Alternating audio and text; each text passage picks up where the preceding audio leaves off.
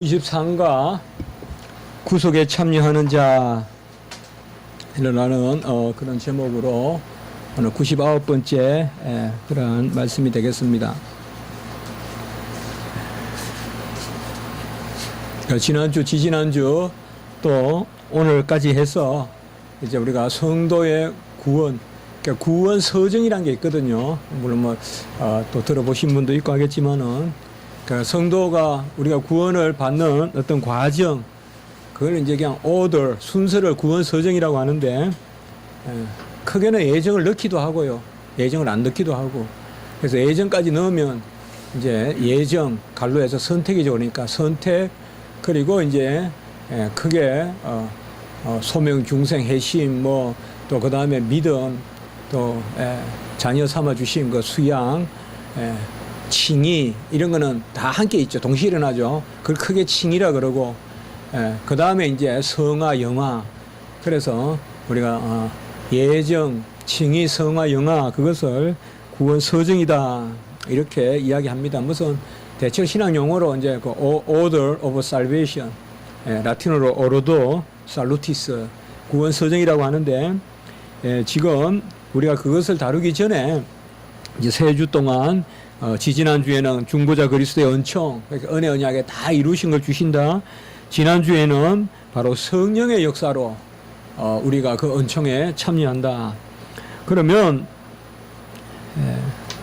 우리가 성령의 역사로 은총에 참여하는데, 그러니까 예수님이 다 이루시고 성령이 적용시켜 주는데, 그러면 우리 편에서 조건이 뭐냐? 같이 합니다. 구원의 조건. 구원의 조건이다. 보통 이렇게 이야기하면 우리는 금방 믿음이다.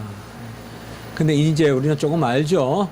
이때 믿음은 어떤 그러한 실체적 조건이 아니라 형식적 조건. 그래서 도구적 조건. 그러니까 도구인이다, 형상인이다. 다시 한번 말씀드리지만 도구인이라 그러면 도구, 그러니까 인스트루멘털, 그러니까 도구가 되는, 무엇을 하기 위한 도구, 그게 도구인입니다. 엄청 많죠. 우리가 도구인이다 그러면요. 그래서 대표적으로 우리가 많이 이야기하지만은 그런 밥을 먹는데 필요한 어떤 숟가락이다, 또 밥그릇이다, 밥그릇, 이런 거 다 도구잖아요. 도구. 밥 그 자체가 아니잖아요. 아주 많아요, 도구인은. 이걸 또 형상인이라고도 부르는데, 형상인이라는 말은 뭔가 하면 그렇게 묶어준다. 본래 철학적 개념에서 형상인이라는 말은 일종의 형상과 진료라고 할 때 그 진료를 묶고 있는 그 무엇이죠. 그러니까 제 자신은 아니지만은 제 자신을 이렇게 형체가 있죠. 쉽게 말하면 형체예요. 그 어디까지가 문병호입니까? 이렇게 그려지잖아요. 이게 형상인인데, 이런 걸 우리가 형상인이라고 하는데요.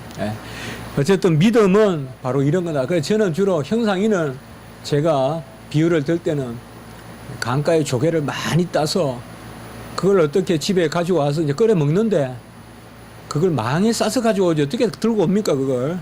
그러면 조개를 꼭 이렇게 그 양파 담는 통 같은 거, 빨간 있잖아요. 스타킹 같이 생긴 거. 그다 조개를 꽉 넣어가지고 들고 오잖아요. 그러면 그 모양이 딱 생기잖아요. 그게 형상이란 말이죠. 그 망이 없이는 그걸 못 나르죠. 그러나 그 망이 무슨 진료가 되는 거 아니잖아요. 그 조개가, 우리가 조개를 먹는 거지 망을 삶아 먹는 거 아니잖아요. 그게 다 똑같은 말이에요. 믿음은 이 두 가지인데, 그래서 보통 우리가 믿음이 조건이다라고 할 때 빨리 이 생각을 안 하면 공로가 돼버리는 거예요. 그러니까 도구인과 형상인은 공로가 아니에요. 오히려 은혜의 영역이에요. 배가 고파서 밥을 주는데 내 숟가락을 꺼내서 밥을 먹고는 내 숟가락에 공로가 있다 그러면 안 되잖아요. 그건 마찬가지예요. 우리의 믿음도 도구인, 형상인, 오직 한 가지 조건이 있는데 그게 믿음인데, 믿음이 없으면 구원에 못 이르는데, 우리 편에 요구하는 조건은 하나, 믿음인데, 그 믿음도 공로적 은인이라거나 혹은 진료적 은인, 그러니까 실체가 되는 은인이라거나 그런 은인이 아니라 바로 겨우해야 조개는 다 잡아주시고 망으로 나르는 거, 밥은 다 차려주시고 우리가 떠먹는 거 뭐 그런 수단 정도다. 그러니까 숟가락이 없으면 못 먹고 망이 없으면 못 나르는데 그걸 어찌 우리가 공로를 할 수 있느냐. 물론 그 자체가 공로가 되는 경우도 있어요. 그거는 또 다른 대상에 관한 거고 최소한 밥에 대해서 숟가락 젓가락은 진료가 아니죠. 숟가락 젓가락도 진료가 될 수 있어요. 뭐예요? 센 물을 녹여서 그걸 가지고 장난감을 만든다. 이럴 때는 쇠로 만든 숟가락이 진료가 될 수 있죠. 그러니까 항상 어떤 동일한 게 이쪽에는 도구가 되기도 하고 저쪽엔 진료가 되기도 해요. 이런 좀 더 철학적인 이야기니까 우리가 절대적으로 진료이면 된다 그건 아니에요. 노쇠 그 어릴 때 보면 노쇠 숟가락 같은 거 막 부러뜨려 가지고 막 집어넣어요 화로에. 그러면 그거 녹아요. 녹으면 그거 가지고 속 같은 데 또 때운단 말이에요. 그럴 때 진료죠 그게. 그러나 밥을 퍼먹을 때는 아니죠. 그러니까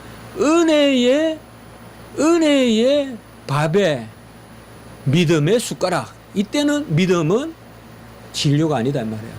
그래서 우리는 믿음은 항상 하나님의 은혜를 받는 수단으로 믿음이기 때문에 우리가 성경에서 말하는 믿음은 절대 진료가 될 수 없어요.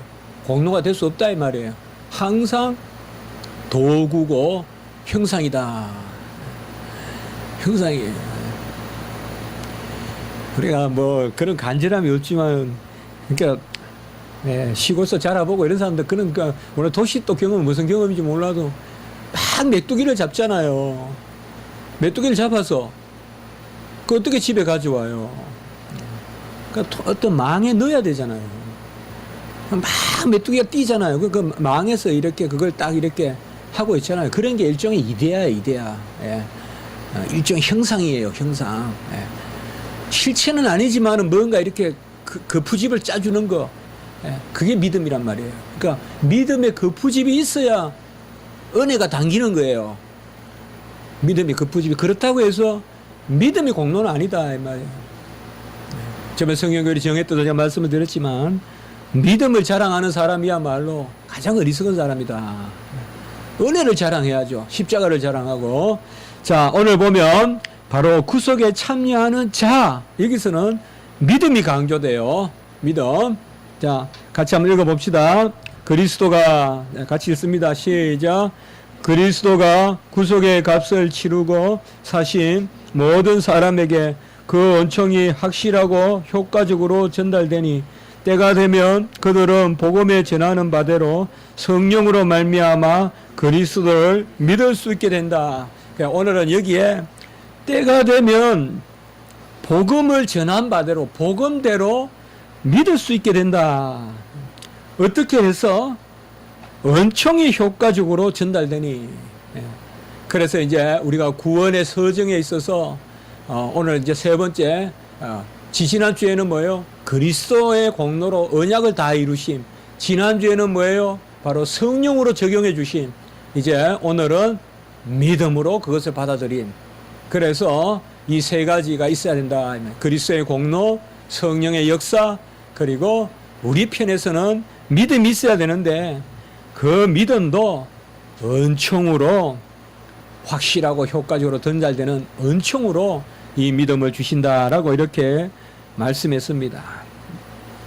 믿음에 대해서는 이렇게 저렇게 많이 말씀을 우리가 나눕니다. 제가 가장 말씀을 많이 드리고 싶은 것은 믿음은 선물이다. 선물이기 때문에 객관적으로 우리에게 주어진 주관적인 것이다. 그러니까 객관적으로 주어진 주관적인 것이다. 말에 어폐가 있어 보이지만은 우리에게는 주관적인 것이지만은 하나님은 우리에게 선물로 주신 것이기 때문에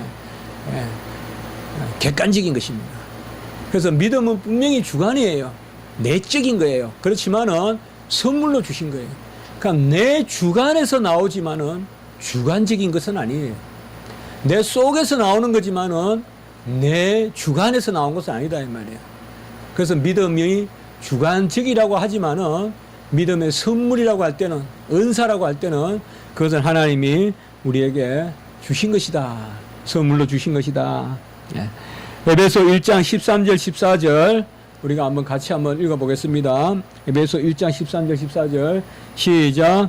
그 안에서 너희도 진리의 말씀 곧 너희의 구원의 복음을 듣고 그 안에서 또한 믿어 약속의 성령으로 인침을 받았으니 이는 우리의 기업의 보증이 되사 그 얻으신 것을 속량하시고 그의 영광을 찬송하게 하려 하심이라.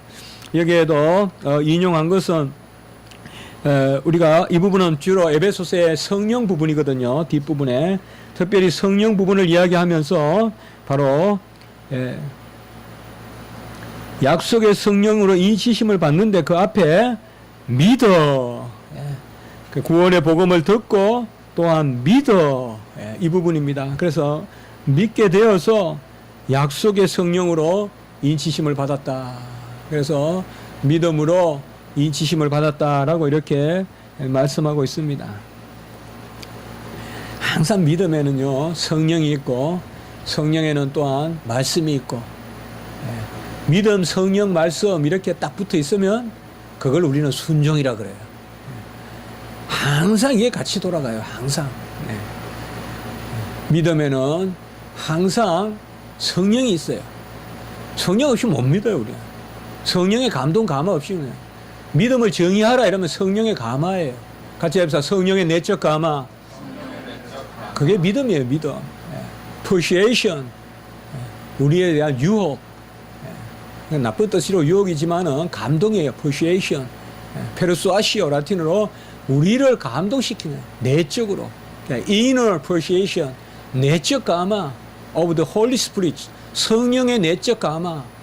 이 성령의 감화에는 항상 말씀이 따라요. 그러니까 믿음은 말씀을 믿는 거예요. 뭐의 은혜로?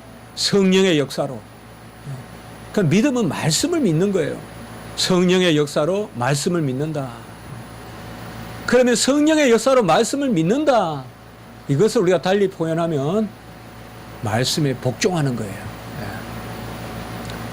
그래서 말씀의 복종, 성령의 감화의 복종, 이런 것이 우리 기독교에서 말하는 복종이에요. 성령의 감화에 복종하는 것, 이게 순종이고요. 같이 한번 합시다. 믿음, 성령, 말씀, 순종. 그래서 칼빈은 순종의 말씀, 이런 표현을 쓰는 거예요. 순종의 말씀. 베르붐 오베디엔치아의 word of obedience, 순종의 말씀. 이 말은 세상 말은 이성적으로 추론하거나 추지하거나 판단해서 옳고 그름을 하지만 하나님의 말씀은 복종하느냐 안 하느냐의 차원이에요. 복종하는데 진리가 따라오는 거예요. 진리니까 복종하는 게 아니라 복종하는 그것이 진리라는 거예요. 하나님의 말씀은. 그래서 순종의 지식이다. 순종의 말씀이다. 이런 말을 하는 거예요. 에베소 2장 8절은 우리가 너무나 잘 아는 말씀입니다. 이건 꼭 요절이죠. 너희는 그 은혜에 의하여 믿음으로 말미암아 구원을 받았으니 이것이 너희에게서 난 것이 아니요 하나님의 선물이라. 여기서 혹자는 믿음을 뜻하는 것이 아니라 구원이 선물이다. 그러니 믿음은 선물이 아니지 않느냐. 엉뚱한 옛날에 어느 한 학생이 어느 단체에 있다가 이걸 배워왔어요. 이제 한 10년 가까이 된 것 같네요, 이제. 어느 학생이 질문을 해요. 교수님, 에베소 2장 8절은 구원을 선물이라고 했지 믿음을 선물을 한 것은 아니지 않습니까? 그러면 믿음으로 말미암아 구원을 받아서 구원이 선물이면 믿음이 선물이 아니면 구원이 어떻게 선물이 돼요? 예? 구원이 선물이면 믿음으로 말미암은 게 구원인데 믿음이 공로라면 어떻게 구원이 선물이 되냐고요. 말이 안 맞잖아요. 내가 노력해서 선물로 받았다? 말이 됩니까 이게? 안 맞죠? 전부 이단들은 이런 거예요. 그 학생 졸업 못했어요. 신학교 졸업 못했어요. 이런 어디가 이렇게 들으면 혹 해가지고 그냥 다 쓸데없는 거란 말이에요. 성경은 전체 문맥에서 읽어야 되거든요. 성경에서 믿음이 선물이라는 게 여기에만 나와요.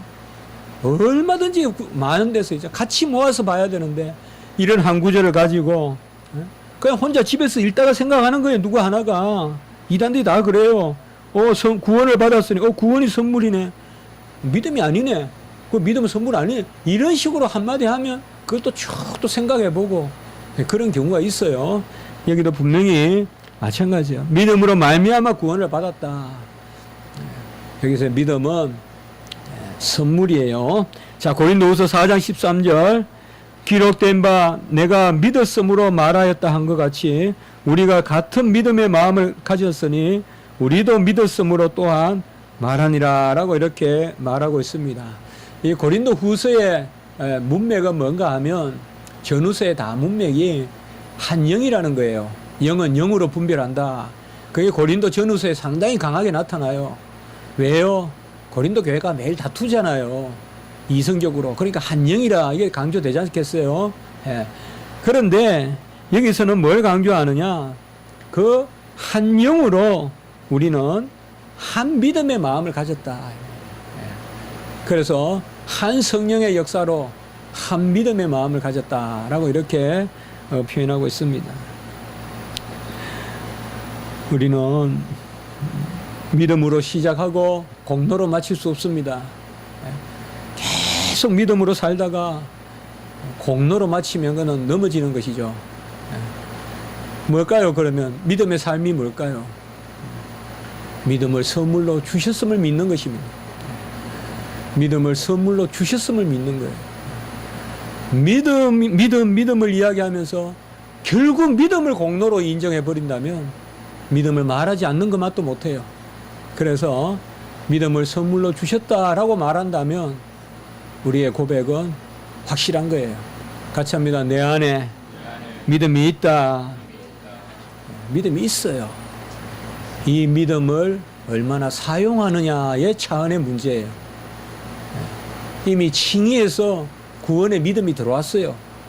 성화는 그 구원의 믿음을 제가 아까 주관적이지만 객관적으로 주신 거라 그랬죠. 같이 합시다. 법정적. 이때 법정적이란 말을 쓰는 거예요.